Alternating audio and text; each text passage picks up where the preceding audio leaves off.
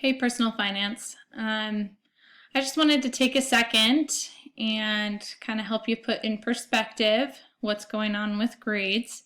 The past 3 weeks have been kind of different with me not being there, and progress reports just came out, and you only have 6 grades making it up. So some of you are panicking and thinking all is lost simply because you don't understand how the percents work.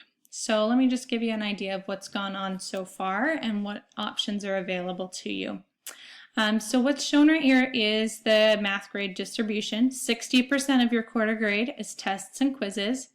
Okay, then presentation skills, that's 5%. Written communications, those are your warm-ups, 5%. Collaboration, what you're working on together in your daily warm-ups, is 10%. Problem solving is 15%, so those are book assignments, and technology is 5%. Now, the 6 assignments you have on this quarter have only come from 2 categories, content knowledge and technology. You haven't had any assignments in presentation skills, written communication, collaboration, or problem solving. When I get back, these assignments will be coming as we get back into the normal routine. What that means, though, as far as your grade goes on Infinite Campus, is this. Oh, there we go.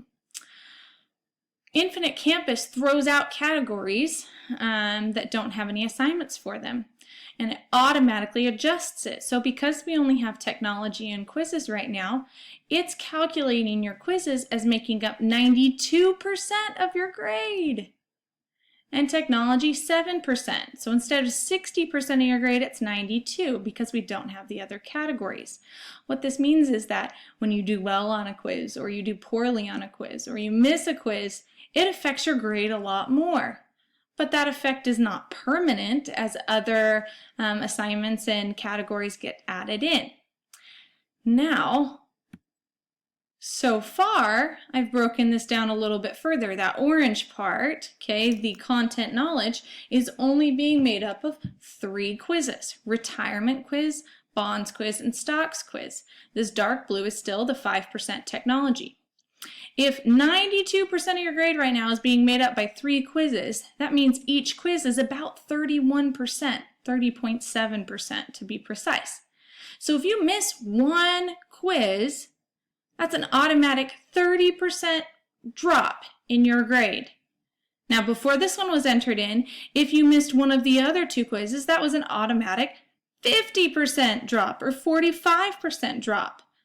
At the beginning of every quarter, those first assignments are important because there's only a couple of them. Now, these are not always going to be worth this much. As we make our way back to a normal distribution here, so as next week we come in, you're going to have your first problem solving assignment. You'll start getting graded on your collaboration for warm-ups again. We'll collect your warm-up worksheets and do written communication stuff.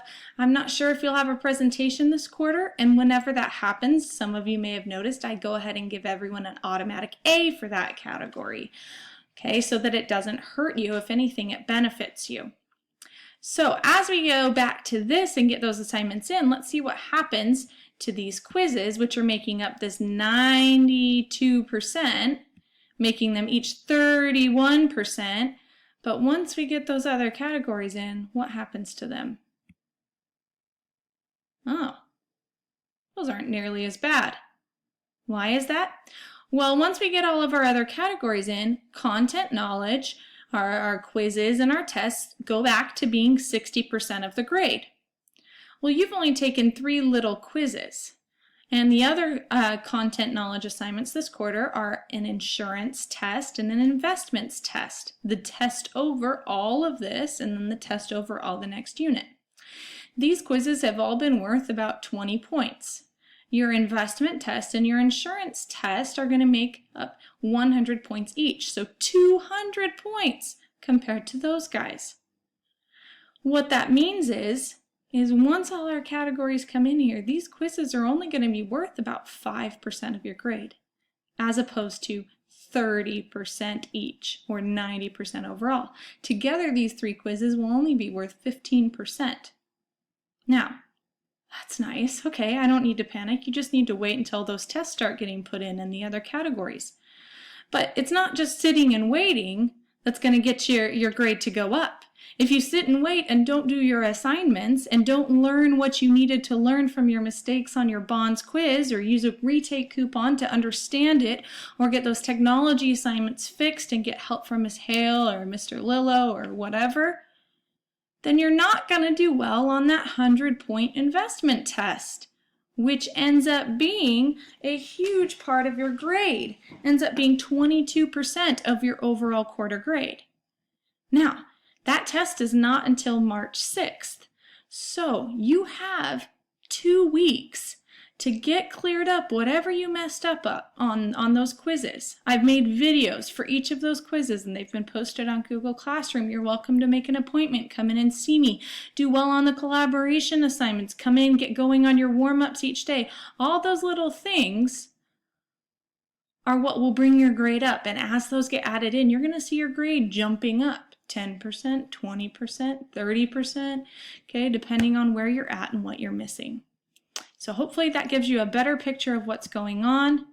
Keep calm. This quarter's weird. That's how it went. You guys needed extra time since I wasn't there to work on their spreadsheets, which means there were less assignments going in. But you've totally got this. We're halfway through our hardest quarter. Woohoo! 4th quarter is going to be much easier. Be excited about that. That will also help with your semester grade. Okay, we'll talk to you if you need help.